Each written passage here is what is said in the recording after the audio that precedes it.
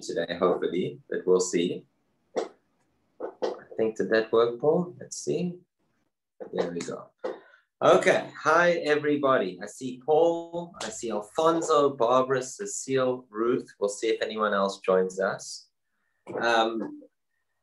There's a lot of, I could have called this series because when it comes to the month of Nisan, of Passover, all about freedom, liberation, liberty. What exactly do these words mean? That's what we're going to try and explore a little bit today.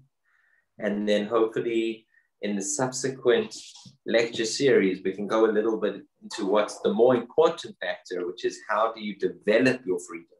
Today, we'll just do a little bit more about how we have sensed our freedom in the past. Let's start off with just some definitions before we go into one's own personal feelings of freedom. Liberty, from the Latin word libertatem or libertas. It depends on, what form of the word you're choosing. Various meanings that the dictionaries give for this word liberty. Political freedom, condition of a free person. Political freedom, well, that's kind of limiting. Condition of a free man, well, that is very expansive to have a condition, but it doesn't really describe what that is. That's the word liberty. Freedom is a 14th century English word from the Old English freedom, and this is even more expansive into what it could mean. Power of self-determination, okay? That's very different to having free will. That's the second option. And thirdly, emancipation from slavery, which is also different from both before that. So freedom itself is not clearly defined. And therefore, if you're going to define liberty by freedom, where we said the dictionaries define liberty by freedom, political freedom or something like that, it gets even more confusing. Today, most people use liberty and freedom synonymously. I did go onto some online groups like Torah, which is a blog where you can give your own definitions. There were thousands of people looking at the difference between liberty and freedom. The one that I like the most, someone wrote, freedom usually means to be free from something. Liberty usually means to be free to do something. I'll just say that once more. Freedom usually means to be free from, so it's freedom from, whereas liberty usually means to be freedom to do something. Now, the person on Quora who said this was not the first person to make this distinction. This was most famously made by Isaiah Berlin. I think he was a philosopher in the 1900s, the early 1900s. He's quoted by Rabbi Sachs and others. He used the expression negative liberty versus positive liberty, where negative liberty is the freedom from something, whereas the positive liberty is the freedom to. The philosopher who used those words the most in terms of those words, freedom from, freedom to, I think he was a German philosopher named Erich Fromm, also a philosopher in the 1900s. And obviously, liberation, I called this series the Liberation series because to me, that's the most important facet of freedom and liberty. It's not defining what it is, it's actually going through the process of becoming free or becoming liberal or having liberty. That is the expression of having a liberation. So liberation is normally the act of becoming free. So that's what's really most important, and that's what we'll discuss hopefully the next 2 weeks. I now ask, I have 3 different cases that I came up with when I could think of feeling the most free. But before I go into mine, does anyone have in 1 or 2 minutes a situation where you felt the most liberated or free? I'm opening it up to the public here. Bear in mind, this might be put onto Google, so your words and voices may be heard in the future by whichever aliens invade us and look at Google or subsequent generations, if it is going to be Google in the future, who knows? Maybe we translate it into Chinese and be put on Baidu. But does anyone have any moment that you can describe in a minute or two? And please, I ask you to a minute or two because maybe other people want to speak, of when you could define for yourself that you felt this feeling of being liberated or free. And maybe from that, we'll get an idea of what people think freedom is. Anyone want to start? Well, for me, Rabbi, freedom was on the 26th of April, 1994, when we voted for Okay, freedom. so the 27th of April, 1994, Freedom Day in South Africa. Maybe describe that experience, Alfonso, for you. Maybe where you were, just in 1 minute, so we can get an idea, a vision of what you were feeling and why you were feeling it. Okay, so I was in Kimberley, the Northern Cape, at a military base. It was obviously the first time in the history of South Africa that non-whites were voting, and they were voting for a fairer government.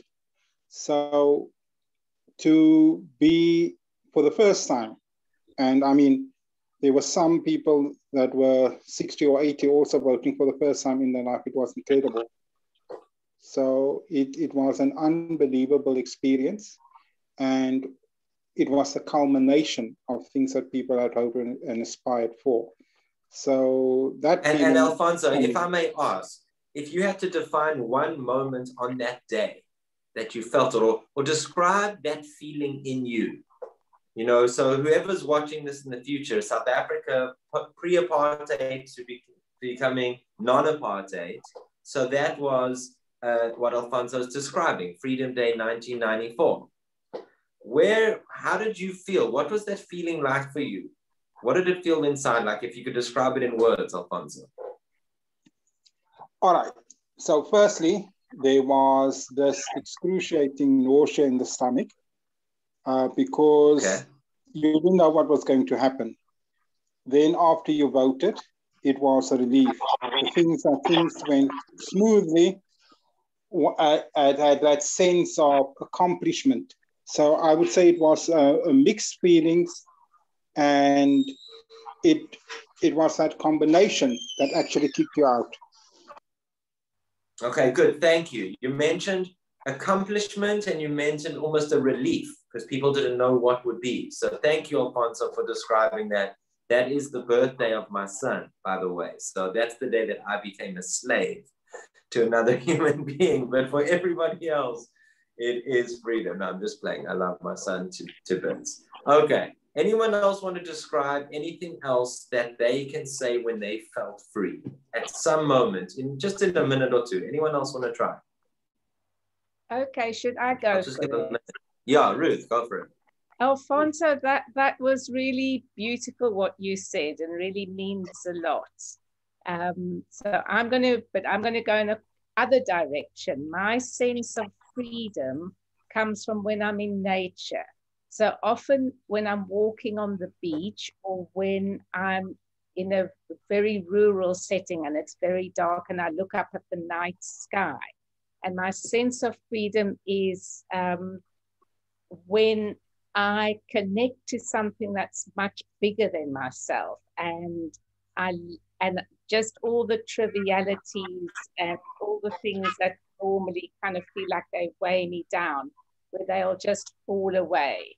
So I think that's when I have my greatest sense of freedom, is when I'm in nature.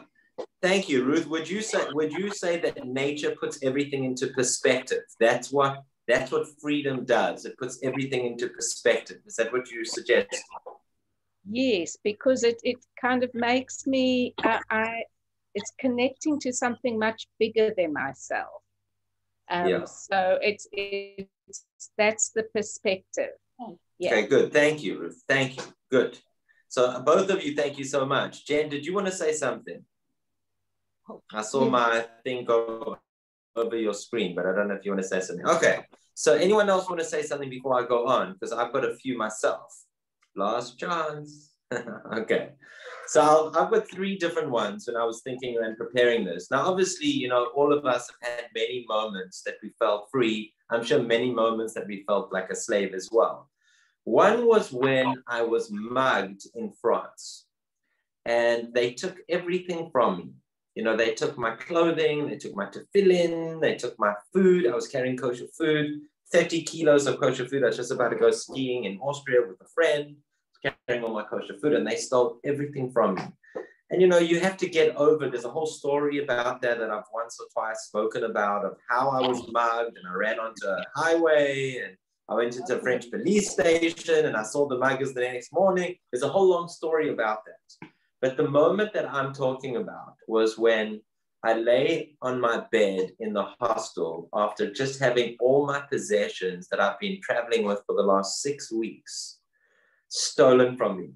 Every, effort to go to Cape Union Mart and packing everything and finding the kosher stores in France and all those millions of moments of energy that I put in. And every time I was at a hostel, I had to work out how to use the lock system so that no one would steal my things.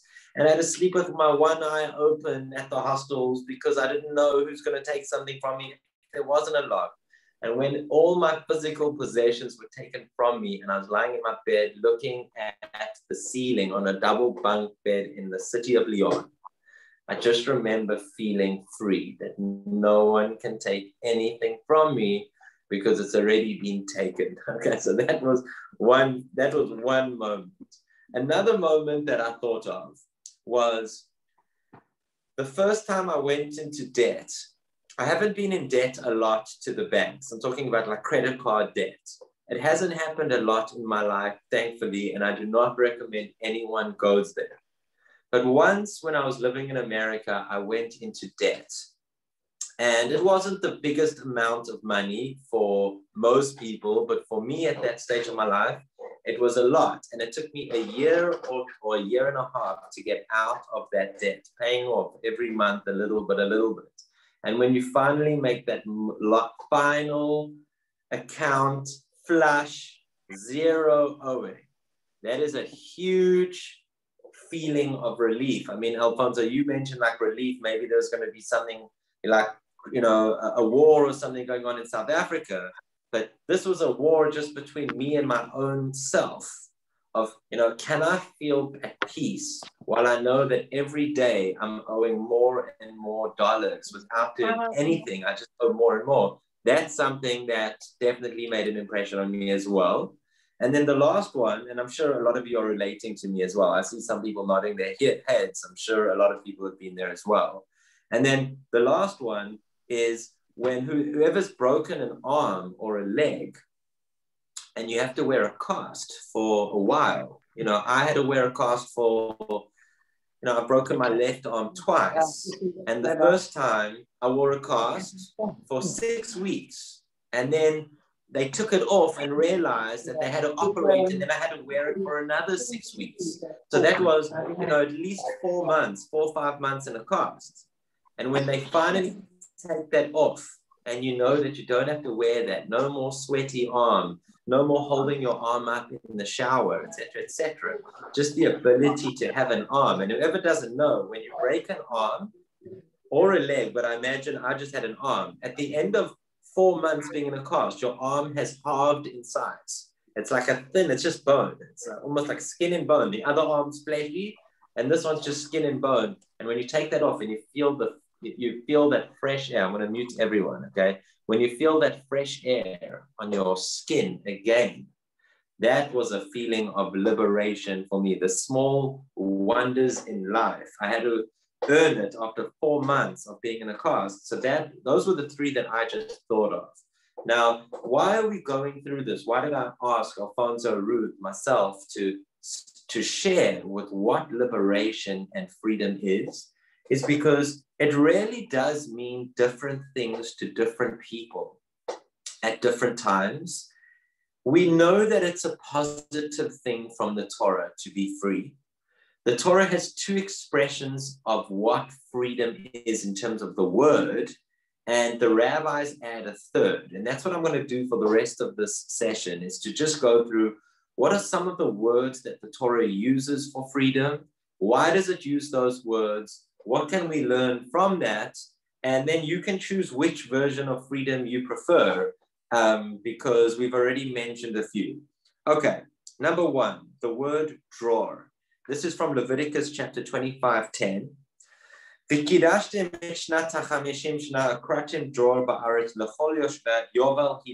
is the Jubilee, the law of the Jubilee year, the 50th year, where a lot of things happen. All land goes back to its original owner. Debts are, forgiven to people, same those laws as Shemitah, etc., etc. Now, the Talmud and Rashi, they express that this word doror comes from the word dor or dar in Hebrew, which means to reside, as in to live somewhere. So they assume that just as a free person can choose to reside where they want, this implies liberty of residence.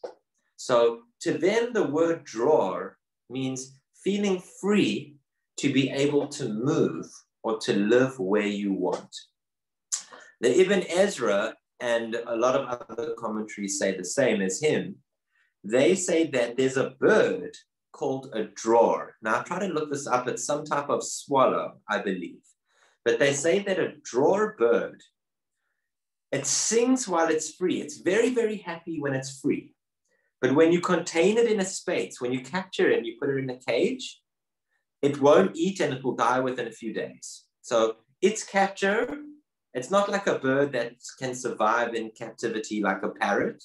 This particular dror, you either let it free and it will flourish, or you put it in a cage and it will die within a few days.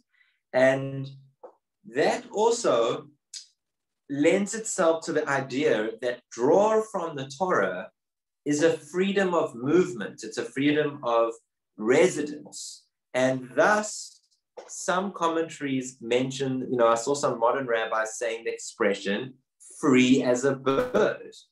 Now, I'm not sure if that expression free as a bird comes from this expression of dror bird in the Torah.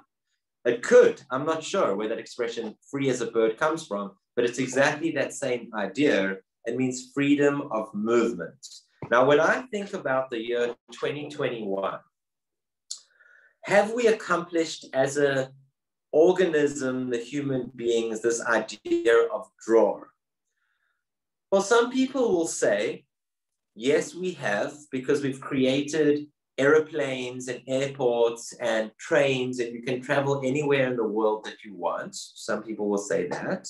Other people will argue the opposite, saying in the old days, there were no such things as passports. You could go wherever you wanted. There were no gates. There was no ownership of land. People could just roam the earth wherever it was free. You could go wherever you wished. Now, all of a sudden, the governments have said you need a little book called a passport to leave your home. You're not allowed to walk onto other people's lands where they're going to shoot you if you do, etc., etc. So there's this double argument there of how free we are in freedom of movement, but the draw of the Torah, the Jubilee year, is no one is owning anything, because everything goes back to its original owner, which means that it's not exactly freedom of movement to go to wherever you want, but it does mean that everyone has a place. Everyone has some freedom of movement, because you're never restricted, because you always have something, even if you had nothing in the 49th year. But when that 50th year comes, all of a sudden you get land again.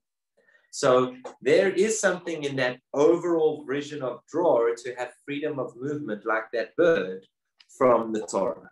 Okay. Next time we see draw, it's actually previous to the Vayikra, is in Exodus chapter 30, verse 33. Kach lecha b'samim rosh dror chamesh me'ot. It's talking about making the anointing oil that they would anoint the priest and anoint the temple with to make it workable.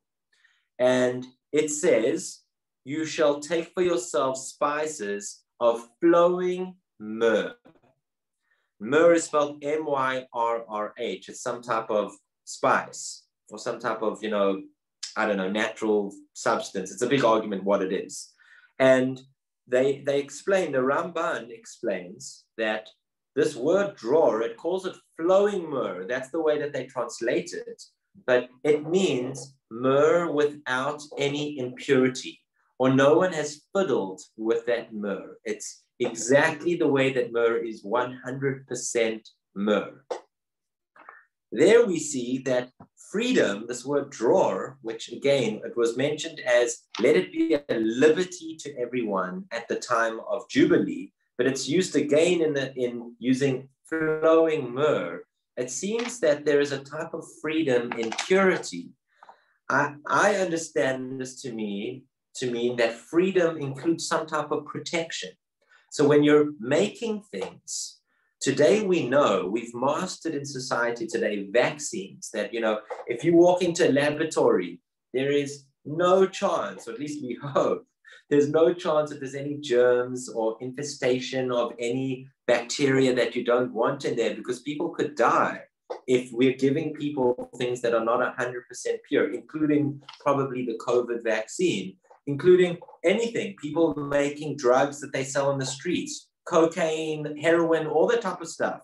If you don't make it pure, people die from those things. So I think today society's done pretty well in terms of protecting the myrrh or the making of things that we do. So we have invented a freedom, so to speak, in creating substances to protect people from harm. So that's another aspect of freedom, which is keeping things pure. Okay, the next word that the Torah uses, and this is the word that most people would say freedom would be, is the word chofesh or chofshi, as in when the Torah talks about in chapter 21, verse 2, about the laws of slaves, it says the slave will work for 6 days and he will leave b'chofshi chinam. He will leave free for nothing. Just because it's the 7th year, slaves are not meant to work perpetually. Every slave is up to 6 years. Again, I'm not trying to espouse the idea that slavery is a good thing. I'm just trying to say that in the old days, yes, there were Jewish slaves to other Jewish, what do you call them, bondsmen or Jewish owners. And those slaves would work for 6 years. Normally, the Talmud assumes that a slave becomes a slave because he couldn't pay back a debt. So he owed someone money. He either stole from someone, he couldn't pay back. So he works until he can pay the person back. But even when he does that, 7th year comes, he's not meant to be a slave forever. It's one of the hard aspects of the Torah for me to understand why the Torah would talk about slavery in the first place. But I have to acknowledge that people had slaves at the time that the Torah was written. So this word chofshi chinam, freedom of obligation to your owner. Now, thankfully, society's come a long way that we don't have slaves anymore. I do remember reading a year or two ago in, I think, a country called Liberia, which I believe is in Northern Africa, that they do have slave markets. And it's scary that the CNN reporter reported that you could buy slaves for $400.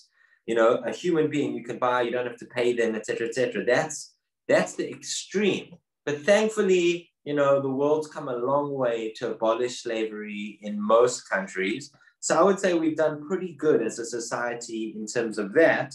But the concept, freedom of obligation, I don't know if we've done so well on that. Now, some people might think I'm a little bit like of a communist when I say things like this, but I'm just going to throw it out there because it's not really my thoughts, it's just thoughts of just in general that people have. Do you consider that we've got rid of that chofshi of obligation? Well, we still owe banks our mortgages. We still owe government our taxes. And I'm not trying to say that I know any system better than the capitalist society where you have to pay government taxes and you have to pay mortgages to banks. But some people will argue pretty strongly that we haven't completely come to the idea of being chofshi, because we still owe a lot of things and there is no other way to get around it. Because if you want to own property, you do have to take a mortgage. If you live in a city, there is no other way to do it. So some people would argue that that is not exactly what the Torah had in mind, but there is that word chofshi over there. In modern Hebrew, the word chofesh means vacation. Okay. There were like slight varieties in the 1800s. People like Rabbi Shlomo Wertheimer were trying to define the exact difference between chofshi and dror. And they wanted to say that one is just a generic word for freedom in general, whereas another one is freedom to a specific person. Okay. The one that I like the most, and credit to Rabbi Sachs of blessed memory, Rabbi Jonathan Sachs. So he has a beautiful article about freedom. And he says, the rabbis chose a third option for the word for freedom. They didn't choose the word dror, and they didn't choose the word about the Jubilee, and they didn't choose the word chofesh by the slave. They chose the word cherut. And that comes up all over the prayers. In the Haggadah, it says we were b'nei chorin, we were free people. It also comes up in the prayers, Zman Cherutenu, the time of our freedom. That's what we call Passover, from this word Cherut. The most famous, I don't know about the most famous, one of the earliest sources for the word Cherut being freedom is from the Ethics of the Fathers, chapter 6, verse 2. It says something like, talking about the tablets that Moses brought down, engraved, it says, don't read it that they were engraved. Read it as they were not charut engraved, but they were cherut. They were free. Thus, the Pirkei Avot there says that for only a free person for the free person is one who occupies himself in the learning of the Torah, which is symbolized by the tablets. So in the Ethics of the Fathers, the rabbis of the Mishnah were saying that you're only really free if you're educated. If you've learned, if it's engraved in you, then you are a free person. So the rabbis are adding a whole new aspect about you need to be educated to be free. Rabbi Sachs takes this on a tangent, and he says that there's two ways to write something down in the old days before computers. There was ink on paper or parchment, and there was engraving in stone. And there's a major difference between the two ways, because ink is something external to the parchment that gets put onto the parchment, and it also has the risk of smudging or being erased. Whereas when you engrave in a stone, it's not external ink on parchment, but it's actually internal on the stone itself. And obviously there's much less risk of being erased. Yes, it could be broken, but it's much harder to break stone than it is to erase ink.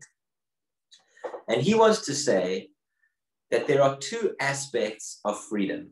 There is chofshi, which is the Torah talks about with regards to the slave, where you are no more coerced by an external factor to do something. And that's perfect on the individual level. On the individual level, everyone should strive to be chofesh. But on the national level, and I would extend that to the international level, it doesn't work, or this is what Rabbi Sachs is saying, it doesn't work to have the level of chofshi. Because if everyone is just not coerced to do something and they're left to their own devices, you end up with the banana republic. You end up with people just doing exactly what they want to do, when they want to do it, and not everyone is in sync with everyone else. That is defined by the ink, where you have an external education system put on a parchment, where people don't feel the laws intrinsically. It's all external. So in those types of societies, when the education that you have is these are the laws, but you don't really appreciate them. They're external to you. In those types of laws, you'll get tax evasion. In those types of laws, you'll get situations where people don't really respect the law. They only respect the punishment.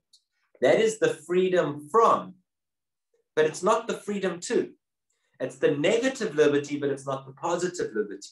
Whereas Rabbi Sachs says the rabbis were trying to tell us in Ethics of the Fathers that the freedom that we're trying to get to is the chayrut, it's the engravement on the stone where it's intrinsic. You appreciate the laws because you've been educated to realize that those laws create harmony. And if you don't do it, then the next person won't do it and everybody loses. And those types of societies where it's internal, that you've actually learned to appreciate the laws for what they are, those types of societies, Rabbi Sachs says, you can leave your door open at night because no one is really worried about the punishment. People actually are empowered by the law because everybody works together. That's why the rabbis changed the word from chofesh to chayrut, as if to say an engraving. The last rabbi that I want to quote is Rabbi Shlomo Riskin. I think his name's Shlomo Riskin, I'm pretty sure, but it's Rabbi Riskin from Efrat. May he be well. And he says that the word chayrut has a similar word to the word achra'ut in modern Hebrew, which means responsibility. And he wants to say that freedom, the rabbinic version of freedom, has to come by definition with responsibility. You can't just have freedom on its own. He actually says if you have chofshi on its own, people end up becoming bored and depressed and anxious because they don't know what to do with their freedom. But freedom has to have the chayrut or the achra'ut attached to it, where you have a responsibility. He does mention in that essay that he writes that human beings, our motto is not to try and be happy. It's not to try and have a specific feeling. Our motto is to find meaning in life. He quotes Viktor Frankl's book, Man's Search for Meaning, where the purpose of life is to try and struggle with what meaning is. And that's the responsibility. The responsibility is how can you be free by being responsible at the same time and finding meaning with your freedom. And that's a fourth level of what responsibility is. So just in summary, before I give the summary, George Bernard Shaw, the famous author, said exactly the same as Rabbi Riskin. He said, liberty means responsibility. That is why most men dread it. Most people dread responsibility. And yes, I've seen it myself as a traveler. When you throw freedom to travelers, so, they're working in their lives and they're doing this and they're doing that and they save their money and they go to Thailand or Cambodia or Cape Town for that matter, whatever the case is. And you throw them, they've saved up, so now they have their money and they have the time. So what do they do with that? So some travelers don't know what to do with themselves. They literally don't know. They're like twiddling their thumbs, what to do. Okay, we've seen enough museums. We've walked enough stairs. We've seen enough temples. We've seen enough this, enough that. And they actually, I don't want to say they get depressed, but they get bored on their travels because there's no meaning to that travel. Then you get the other types of travelers, which it's not that they're bored, it's the other extreme. They get themselves into so much trouble, so much drugs, so much prostitution, so much this, so much that. They take advantage of whatever situation they're in because there's nothing to hold them back. And that's certainly not what the Torah is trying to espouse either. So in summary, yes, freedom is a virtue that we should try to go towards. Freedom and liberty, whichever one you want to choose it as a word, I'm using them synonymously. There might be slight versions. Alfonso, you had mentioned South Africa, April 27. That was the first definition online of liberty, political freedom. Ruth, you had mentioned putting things into perspective, seeing the grandeur of things and where you feature within that and realizing however bad things could ever get, there's a whole world beyond our own little world that is out there, and it puts life into perspective. And I do think nature is another way of looking at our freedom and feeling our freedom. I've mentioned other things like financial freedom, as well as freedom from physical possessions after being mugged, as well as, just physical freedom, not in terms of being able to move somewhere, but being able to move, just my body, taking that cast off.